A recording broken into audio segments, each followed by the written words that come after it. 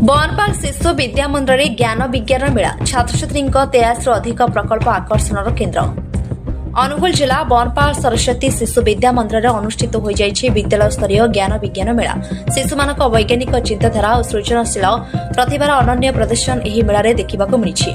परिचालना समितिर सभापति श्री सत्यवान बराहଙ୍କ अध्यक्षतार आयोजित यह कार्यक्रम में गणतंत्री उच्च विद्यालय अवसरप्राप्त प्रधान शिक्षक श्री विजय कुमार धीर मुख्य अतिथि भाव जोगदे मां शारदा निकट में प्रतिभा प्रज्वलन कर विज्ञान शिक्षार गुरुत्व संपर्क में शिशु मान मार्गदर्शन करते। सम्मानित अतिथि भाव अखिल कुमार महापात्र पद्मिन बेहरा एवं संजय कुमार विषय उपस्थित थे। प्रधान आचार्य धर्मानंद साहू अतिथि मानक स्वागत जनाइथिले।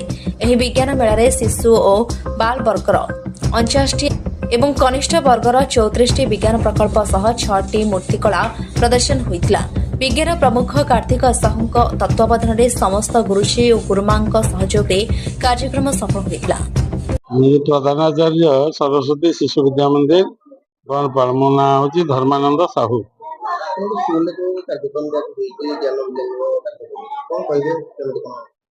मोर विद्याभारती शिक्षा विकास समिति ओडिशा योजना रे शिशु मानकर वैज्ञानिक मनोभाव उन्नति विज्ञान प्रगति दृष्टि शिशु मान मन रे जो विज्ञान प्रति जो आग्रह जात आम विज्ञान मेला कराए। ये विज्ञान मेला रे जो माने कृतकार्य हेबे सेमाने आमर जातीय स्तर पर्यंत जाती। तेणु शिशु मानकर जो जो वैज्ञानिक मनोभाव उद्रेक करने समस्त को यही विज्ञान मेला भाग नापी आम सहयोग करूँ तथा पिला माने जो किभली भाव आगामी दिन में ज्ञानर परिप्रकाश को बाहर करें से विज्ञान मेला आयोजन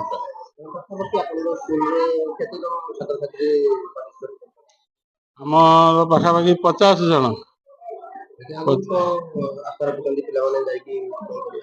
आशा आगामी 9 तारिख तो आम संकुल विज्ञान मेला हम से विभिन्न विद्यालय जो माने प्रथम स्थान अधिकार करेंगे से जीवे से मध्य प्रतियोगिता हम सेठू सरला 23 तारिख 22 और 23 2 दिन मोर जिला स्तर रे जो माने कृतकार्य हे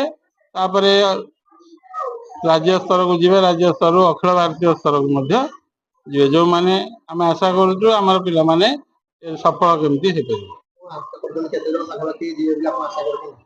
सेमती तो आम पिला भितर आम अन्य विज्ञान मेला टाली कला सहित टाली करूँ विभिन्न जगार देखु जो बड़ बड़ विज्ञान मेला हो बहुत बहुत पिला कटि कटि जा जो मानकर पार्टिसिपेशन अपीयरेंस सहित एक्सप्रेशन आ प्रोजेक्ट सुंदरता ये सब से अनुसार मार्किंग कर मार्किंग कला जो माने प्रथम स्थान अधिकार करती उपरକୁ पठाए। मु अखिल कुमार महापात्र बनपाल सरस्वती विद्या मंदिर संपादक दायित्व अच्छी। आज विद्यालय ज्ञान विज्ञान मेला अनुष्ठित होता आमर क्लास 5 रु अपर क्लास क्लास 8 9 होता तृतीय होता बहुत शिशु आम प्रकल्प देखिए आसते प्रकल्प करने उद्देश्य हूँ प्रत्येक वर्ष यहाँ ज्ञान विज्ञान मेला अनुष्ठित हुए पिला विशेष ज्ञान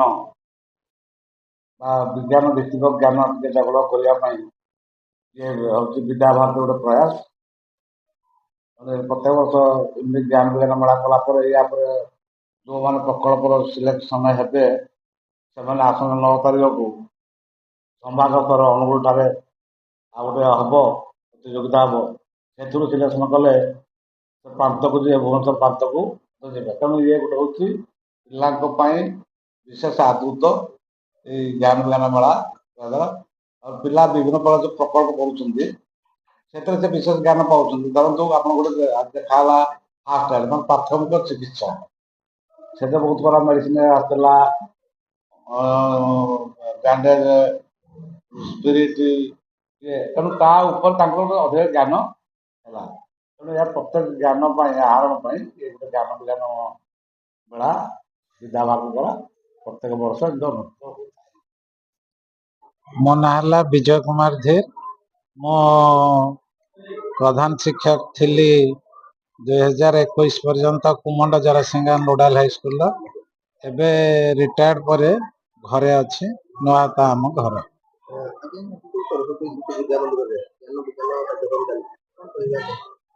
ହଁ, ଇଏ ଗୋଟେ ଉଚିତ ପଦକ୍ଷେପ। ଦୀର୍ଘ ଦିନ ଧରି ମୁଁ ବିଜ୍ଞାନ ଶିକ୍ଷକ ହିସାବରେ କାମ କରିଛି।